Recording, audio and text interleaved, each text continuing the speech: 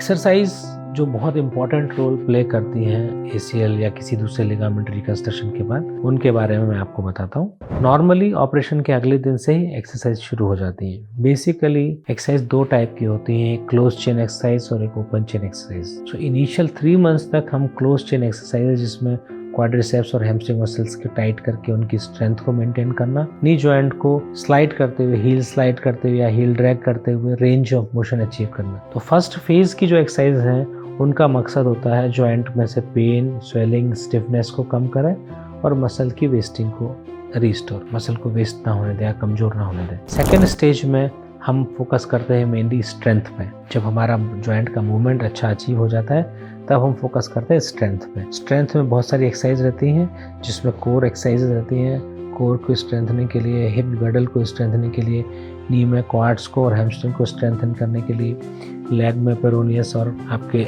Posterior muscles को strong करने के लिए। इन स्ट्रेंथनिंग एक्सरसाइज के बाद जॉइंट में बैलेंसिंग और प्रोप्रियोसेप्शन एक्सरसाइज। जॉइंट का एक मेजर सेंस होता है, सेंसेशन, वो कहता है प्रोप्रियोसेप्शन, यानी कि जॉइंट की पोजिशनिंग का एहसास कि मेरा घुटना मुड़ा हुआ है कि सीधा है कि आधा मुड़ा हुआ है। ये सेंसेशन को प्रोप्रियोसेप्शन कहते हैं और ये सेंसेशन का आभास होना बहुत ज़रूरी है इंजुरी से बचने के लिए या हमारे नॉर्मल फंक्शन होने। कई बार जब पेशेंट्स के जॉइंट रिप्लेसमेंट सर्जरीज होती हैं, जहाँ पर लिगामेंट्स कट कर दिए जाते हैं, सरफेस हटा दिया जाता है, तो पेशेंट को फील नहीं आता कि घुटना कैसा चल रहा है, उनको एक एबनॉर्मल सेंसेशन रहता है। तो ये एबनॉर्मल सेंसेशन जो है वो लॉस ऑफ प्रोप्रियोसेप्शन है। तो नी जॉइंट में ACL लिगामेंट एक मेजर फंक्शन प्ले करता है प्रोप्रियोसेप्शन का। उसको रिस्टोर करने के लिए हम प्रॉपर एक्सरसाइजेज भी बताते हैं। ये एक्सरसाइजेज आपके इंजरी प्रिवेंशन में बहुत हेल्पफुल रहती हैं और प्रोप्रियोसेप्शन बैलेंसिंग एक्सरसाइज के बाद इंजरी प्रिवेंशन ड्रिल्स की जाती हैं।